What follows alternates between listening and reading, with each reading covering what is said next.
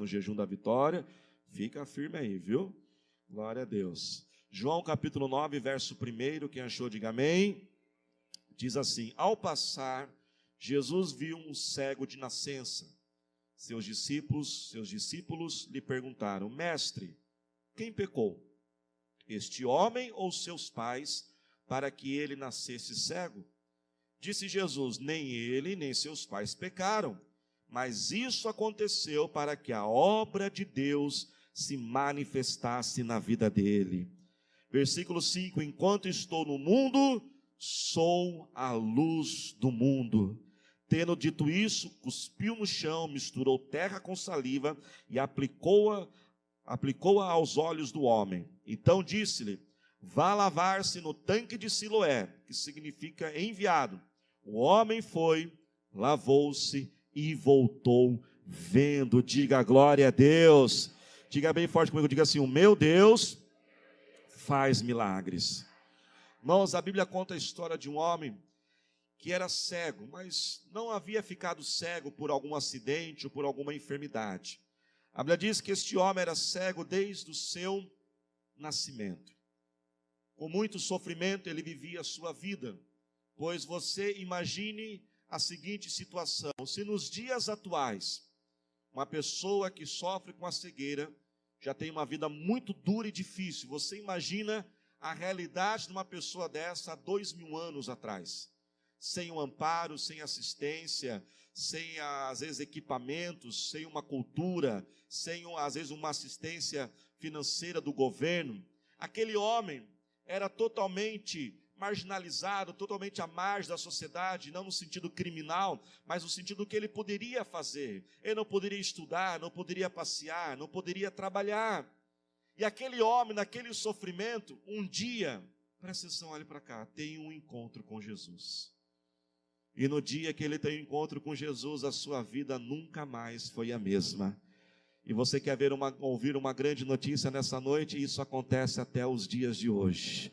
Até os dias de hoje, quando alguém tem um encontro com Jesus, a sua vida nunca mais é a mesma. Jesus é aquele que vem para mudar a nossa história. Jesus é aquele que vem para mudar a nossa direção. Jesus é aquele que vem para trazer a luz sobre a nossa vida. Jesus, irmãos, não dá uma ajudinha. Jesus não faz uma reforma. Jesus veio para ser a solução e a solução definitiva. Se você ainda não fez de Jesus o Salvador da sua vida, se você ainda não entregou a sua vida a Ele, não perca essa oportunidade de ainda hoje fazer de Jesus o Salvador, pois não existe coisa melhor neste mundo que viver cada dia aos pés do Senhor Jesus e tendo Jesus dentro de nós.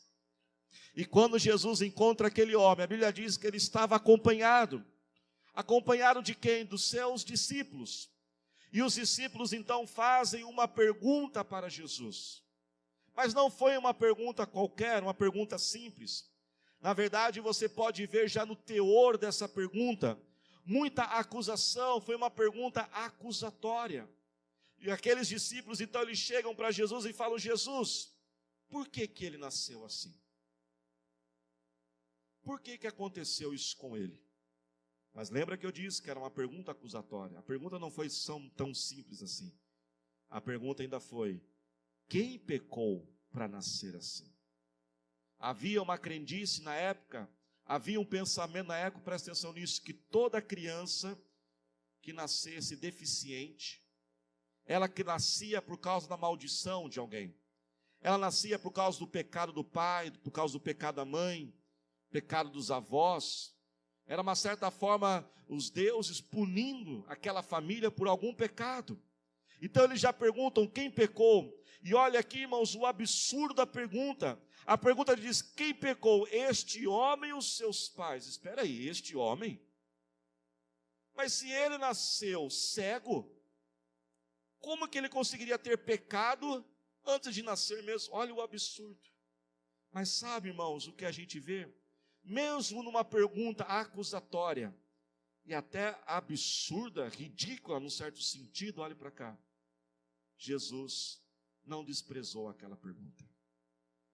Jesus não puniu aqueles discípulos por terem feito uma pergunta tão maligna, tão maldosa, uma pergunta tão sem lógica, Se a criança tinha pecado para ela nascer desse jeito, Jesus aceitou aqueles discípulos com aquela pergunta. Quando nós olhamos a vida de Jesus nos evangelhos, todos aqueles que chegaram até Jesus com uma pergunta, nunca foram desprezados na sua pergunta. Sabe, irmãos, muitas vezes também existem perguntas dentro de nós. Quantos de nós talvez entramos aqui nessa noite com tantos porquês no nosso coração? Eu ouço tanto que Jesus me ama, eu ouço tanto que Jesus tem poder, eu ouço tanto que Jesus pode mudar a minha situação a qualquer momento, mas por que Ele não faz? Eu ouço que Jesus tem o controle sobre todas as coisas, Ele tem domínio sobre tudo, por que Ele permitiu eu passar por isso? Muitos porquês podem estar dentro do seu coração, mas o Senhor Jesus trouxe você aqui nessa noite para dizer: meu filho e minha filha, eu não te rejeito pelos seus porquês. Pode parecer estranho isso, mas irmãos, é a realidade de muitas pessoas. Como pastor, eu atendo muitas pessoas. E quantas pessoas eu percebo que elas têm muito medo de fazer perguntas. Eu percebo que elas têm medo de chegar e perguntar: pastor, será que Deus me abandonou? Pastor, será que Deus me ama? E às vezes eu fico pensando, por que algumas pessoas têm tanta dificuldade de chegar com os seus porquês? Um dos motivos é que muitos de nós, às vezes, fomos criados dentro de uma religiosidade, dentro dessa religiosidade que diz: olha, você não pode questionar Deus. Quantas vezes, como às vezes uma situação difícil, principalmente, infelizmente, em velórios, a gente acompanha, nós presenciamos muitos velórios, faz parte do chamado pastoral, e quantas vezes a gente vê ali a pessoa no luto, na dor, chorando, a perda daquela pessoa tão querida, e a gente percebe que há muitos porquês dentro dela. Por que isso, Deus? Por que o Senhor permitiu? E aí às vezes a gente vê pessoas tentando consolar, e eu não culpo elas, é a tentativa nossa humana, Na verdade, nenhum de nós conseguimos confortar alguém que está sofrendo desse jeito, mas muitas vezes eu vejo pessoas dizendo: olha, não pergunte isso para Deus, não. Não questione Deus. Quem você pensa que é para questionar a Deus? E muitos de nós ainda sofremos ainda mais, porque nós já estamos sofrendo com os porquês dentro de nós, ainda sofremos porque não podemos perguntar o porquê para Deus. Quem está tendo, diga amém. Outros de nós, talvez fomos criados numa cultura familiar, que todo porquê, todo questionamento, ele é sempre visto como um ato de rebeldia. Quem é pai aqui, tem mais de um filho, sabe que às vezes tem filhos que têm um perfil mais questionador. Tem pessoas, irmãos, que elas precisam de mais explicação, é o perfil dela. Outras nem tanto. Tem filho que você chega para ele e fala assim: filho, vai lavar a louça. Ele vai: tá bom, pai, eu vou. É meio raro, mas vai, Alguns você acha, tá bom. Outro filho diz: filho, vai lavar a louça. Por quê? Por que eu? Por que agora? Por que tem que ser eu? Por que não é ele? E aí você já percebe. Claro, irmãos, preste atenção, olhe para cá. Eu não estou dizendo que não existam pessoas e filhos que tenham raízes e rebelião dentro dela. Às vezes existe. E tem que tomar cuidado, e tem que ser, os pais têm que ser firmes no negócio aí, senão eles dominam, viu? Mas às vezes não é traços de rebeldia. Às vezes é um traço de personalidade. É um traço que exige mais explicações. Jesus, irmãos, recebeu o porquê daqueles discípulos. Como nessa noite, Ele convida cada um de nós: meu filho, eu não te rejeito, se existem questionamentos dentro de você. Eu não rejeito você, não desprezo você. Jesus, irmãos, Ele está pronto para nos orientar, e nós temos que correr para Ele, amém, irmãos? Quantas vezes a nossa aflição ela é tão grande, quantas vezes a nossa luta, a nossa dor é tão grande, às vezes tão longa, períodos tão longos, que nós já nem oramos mais por cura, nem já oramos mais por libertação, por conquista, não é verdade? Às vezes nós nos satisfaríamos apenas em saber o porquê está acontecendo. Quantos de nós encontraríamos talvez descanso e conforto em nossa alma, simplesmente saber, Deus, por que eu estou passando? Fala logo, Deus. Se o Senhor somente explicar o porquê eu estou passando por isso, eu já fico mais aliviado. Na verdade, mas nós temos, irmãos, que mesmo assim continuar correndo para Deus. Tome cuidado, porque quando nós passamos por esses períodos na vida, irmãos, sempre vai ter gente para querer ser Deus na nossa vida. Nós temos que ajudar uns aos outros, amém, irmãos? Nós temos que cuidar uns dos outros, isso é ser igreja, líderes de célula, nós temos que cuidar, nós temos que dar amparo, mas nós temos que tomar cuidado, não ser Deus na vida das pessoas.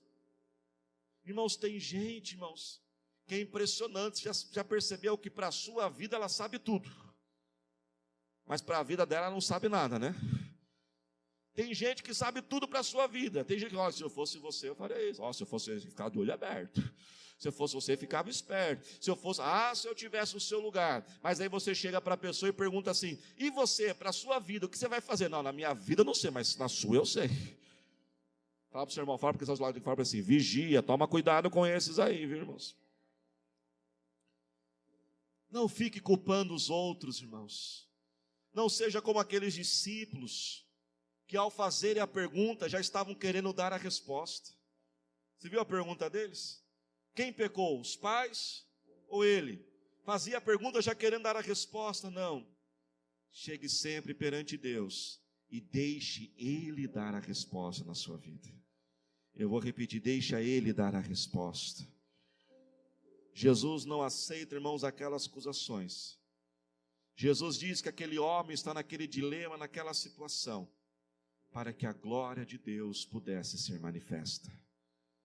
Aquele homem, irmãos, nunca viu. Aquele homem nunca enxergou uma cor. Aquele homem nunca viu as árvores balançando por causa do vento.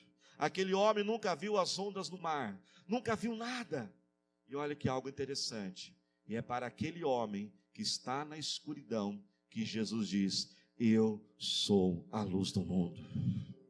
A Bíblia então diz que Jesus, de forma muito estranha, um dos milagres mais diferentes que Jesus fez, ele diz que Jesus ele gospe na terra, pega aquela saliva, aquela lama, alguns estão até perdendo a janta já aí, né? Aquele lodo assim, joga no olho do homem.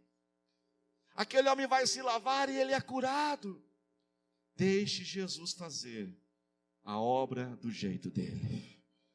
Tem gente, irmãos, que perde o milagre porque quer do seu jeito as coisas. Deixe Jesus usar as pessoas que Ele quer usar. Tem gente, irmãos, que não recebe o milagre, porque se não for do jeito dele, não acontece. Se não for o pastor orar, nem vem orar. E às vezes a unção de cura está naquele auxiliar, está naquele líder de célula, está naquele irmão que está aí do seu lado, porque todos nós podemos ser usados por Jesus, amém, irmãos? Para o homem que viveu a vida inteira em escuridão, Jesus diz, eu sou a luz da sua vida. Jesus é aquela luz que chega na vida daquele homem, irmãos, e elimina a escuridão que ele vivia. Talvez alguns de nós entramos aqui nessa noite, com tremendas escuridões dentro de nós, e nós precisamos hoje dessa luz de Cristo brilhar na nossa vida. Na escuridão nós não enxergamos nada, não é verdade? Quantos de nós, talvez hoje aqui, estamos precisando de uma saída, precisamos de uma solução, talvez você não sabe mais o que fazer com aquele filho, não sabe mais o que fazer com aquela pessoa, aquele chefe, aquele que está te traindo, aquela pessoa que está te prejudicando no trabalho, e hoje você precisa aclamar Jesus, a luz do mundo, e Ele está aqui para iluminar e eliminar aquelas trevas da sua vida, e ser a direção que você precisa. Talvez alguns na sua escuridão da sua vida, como assim nós ficamos no escuro, a gente não vê um ao outro, na escuridão nós sentimos sozinhos. Quantos de nós talvez entramos hoje aqui, o nosso desejo é ficar no cantinho, é se isolar, eu não quero ver ninguém, eu não consigo sentir amado por ninguém, eu não consigo amar ninguém, porque a escuridão é tão grande, as feridas são tão profundas, mas se você permitir, Jesus será a luz na sua vida, e vai dissipar essas trevas, e vai resgatar o amor no seu coração. A escuridão traz medo. Nem vou perguntar aqui quem ainda dorme com a luz acesa. Porque alguns iam passar vergonha, viu? E sabe que daqui de cima vocês já se entregaram tudinho, né? Tem alguns que até hoje dormem. Na escuridão dá medo. Talvez essa escuridão tenha dado tanto medo ao seu coração. O medo do futuro, do que vai acontecer. O medo se vai dar conta desse desafio, de tantas coisas para resolver. O medo desse tratamento médico. Mas Jesus trouxe você aqui para dizer: eu sou a luz que elimina essa escuridão na sua vida. Essa situação que você está passando não é para acabar com você, mas como o próprio Senhor Jesus diz, é para que a glória de Deus seja manifestada na sua vida. Irmãos, nós temos que crer pela fé, como diz Romanos 8:28, aonde todas as coisas cooperam para o bem daqueles que amam a Deus. Você pode tomar posse disso? Tome posse que Deus está cooperando. Não faz sentido, pode parecer que Ele não está com você, pode parecer que Ele abandonou, mas só parece porque Ele é presente, Ele é fiel, e Ele está organizando todas as coisas. A escuridão pode estar na sua vida, em uma área ou todas as áreas, infelizmente, mas isso não quer dizer que Jesus não está brilhando na sua vida. Assim, irmãos, como o planeta, nesse lado do planeta onde nós estamos agora, está escuro. Mas do outro lado do planeta está dia. Não é porque está escuro aqui que o sol sumiu. Não é porque está escuro aqui que o sol não está brilhando. Não é porque há uma escuridão, não é porque há um tempo difícil, não é porque talvez você passa por uma adversidade que Jesus não está com você, não. Jesus, Ele está brilhando, Ele está radiando a sua glória na sua presença. É que ainda não chegou a hora do virar e você poder ver a luz, mas esta hora vai chegar em nome de Jesus. Pois o Salmo 30 diz: ainda que o choro possa durar uma noite toda, a alegria, ela vem pela manhã. Preste atenção, irmãos, quando esse versículo diz que a alegria vem pela manhã, às vezes dá a noção para nós que nós estamos aqui e o sol vai chegar, a alegria, o dia vai chegar, mas o sol sempre está lá brilhando. Quem está entendendo, diga amém. Sabe o que Deus trouxe você aqui nessa noite para ouvir? Meu filho e minha filha, preste atenção. Eu estou fazendo uma virada na sua vida. Levante as suas duas mãos, diga assim comigo: Deus vai fazer. Diga mais forte: Deus vai fazer uma virada. Mas tem que fazer com a mãozinha assim, vamos lá, diga bem mais forte: Deus vai fazer, eu creio pela fé, uma virada. Diga mais forte: uma virada. Mais forte ainda: uma virada na minha vida, em nome de Jesus. Você pode aplaudir Jesus por isso? Ele vai fazer esta virada. Sabe o que isso significa, irmãos? Quando Deus faz uma virada na nossa vida, significa que aquilo que Ele vai fazer vai ser rápido, vai ser de repente. Ele vai chegar e vai mudar, e você vai perceber: o sol sempre esteve lá, Ele sempre esteve brilhando, e você vai perceber: Ele estava no controle de tudo. Parecia que Ele estava longe, parecia que Ele estava te abandonando, parecia que Ele estava tão distante, só parecia. O sol já está lá, Ele está brilhando, Ele é a luz da sua vida, e quando essa virada chegar, os seus olhos serão abertos, como os olhos daquele cego foram abertos, e ele pôde ver. Jesus estava na frente dele, Jesus está com você, Ele está em você, e você vai perceber: Ele estava no controle de todas as coisas. Pastora Thalita, recentemente nós passamos por uma experiência onde algo que aconteceu, irmãos, há 10 anos atrás, onde nós não entendíamos por que Deus havia permitido aquilo, e recentemente nós pudemos ver: Ele estava no controle, e aquilo que nós olhamos que parecia tão prejudicial para nós, foi motivo de tanta bênção e vitória na nossa vida. Irmãos, quando Deus fizer a virada, como o planeta gira, você vai ver que Ele já estava lá brilhando. Ele sabe o que está fazendo. É igual como uma grande orquestra. Esses dias nós tivemos aqui um casamento na igreja, E se você já assistiu ou ouviu uma orquestra, você sabe que quando eles estão se preparando, irmãos, que coisa horrível que é o negócio. E eles se preparando para a orquestra, tal, para tocar, e as notas aqui, o violino, falavam, Jesus, o que vai sair desse negócio? Mas até que o maestro chega.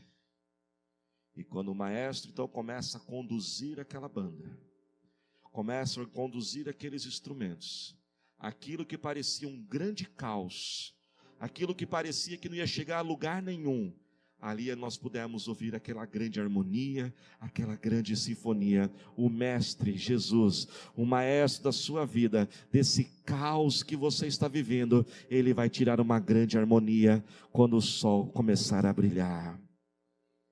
Jesus disse, eu sou a luz do mundo, mas preste atenção nisso.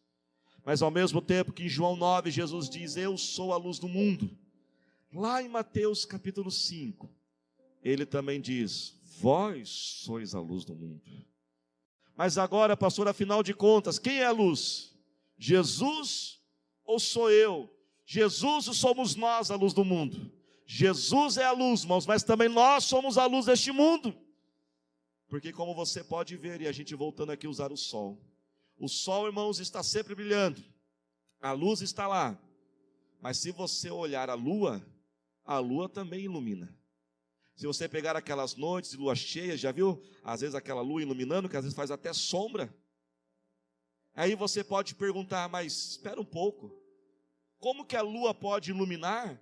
A lua não tem brilho por si própria, não é verdade? Mas o que a lua faz, irmãos?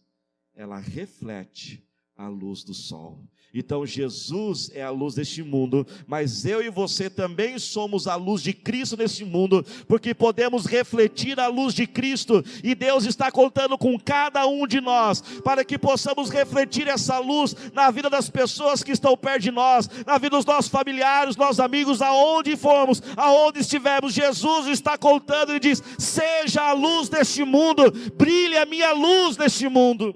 Às vezes você olha para você e diz, olha, eu queria ser grandemente usado por Deus, eu queria ser um líder de célula, eu queria fazer isso para o Senhor, eu queria que Deus fizesse uma obra na minha vida, mas eu não tenho isso, eu não tenho recurso, eu não tenho condições, eu não tenho capacidade, eu não tenho diploma, eu não tenho o apoio dos meus pais, eu não tenho ninguém para me dar uma oportunidade. Ei, preste atenção, assim como a lua, ela não precisa de luz própria, porque ela reflete a luz do sol. A questão não é quem você é, a questão não é o que você tem, se você pode, se você simplesmente se colocar à disposição e deixar Jesus brilhar em você, Ele vai te usar de forma poderosa para transformar e impactar outras pessoas. Deixa Ele brilhar. Deixa Ele brilhar para aqueles que não conhecem Jesus ainda. Vamos, irmãos, falar deste amor, vamos anunciar Jesus, essa mensagem que um dia chegou a nós. Presta atenção, é responsabilidade nossa. Semana passada eu usei um exemplo, assim como, por exemplo, um homem que tem uma grande dívida para um agiota, é oprimido por aquele homem mau, mas alguém paga a dívida dele, mas enquanto ele não sabe que a dívida está paga, aquele homem mau continua oprimindo. Mas a partir do momento que ele sabe que a dívida está paga, irmãos, ele vai permitir ser oprimido? Não. Sabe o que está acontecendo? Pessoas que estão perto de nós, irmãos, elas estão sofrendo o que não precisariam sofrer, porque ainda nós não dissemos para ela que a dívida está paga. Tem que haver em nosso coração um sentimento de urgência, tem que haver em nosso coração um sentimento de pressa, que nós não podemos perder tempo, porque enquanto nós não anunciarmos para aquela pessoa, aquele primo, aquele colega de trabalho, aquele familiar, que a dívida está paga, o Satanás continuará dominando a vida dele. Que Senhor Jesus desperte em nosso coração, que Ele brilhe essa luz em nosso coração hoje, este amor pelas almas, este amor pelos perdidos, porque nós não temos mais tempo para perder. Nós não podemos dizer que amamos uma pessoa, saber que o diabo está destruindo a vida dela e não dar a solução para ela. A solução deste mundo, nesse mundo perdido que vivemos, na nossa vida, a sua vida, chama-se Jesus. Anuncie Jesus no seu comportamento, na sua forma de viver. Dê um bom testemunho, mostre a diferença do que é ter Jesus. Deixe Jesus brilhar. Não fique com inveja e ciúmes em seu coração. Quantos irmãos ainda imaturos, quando vê outros brilhando e crescendo, ficam com ciúmes disso, irmãos? Que coisa terrível. A Bíblia diz que a alegria do nosso irmão tem que ser a nossa alegria, amém?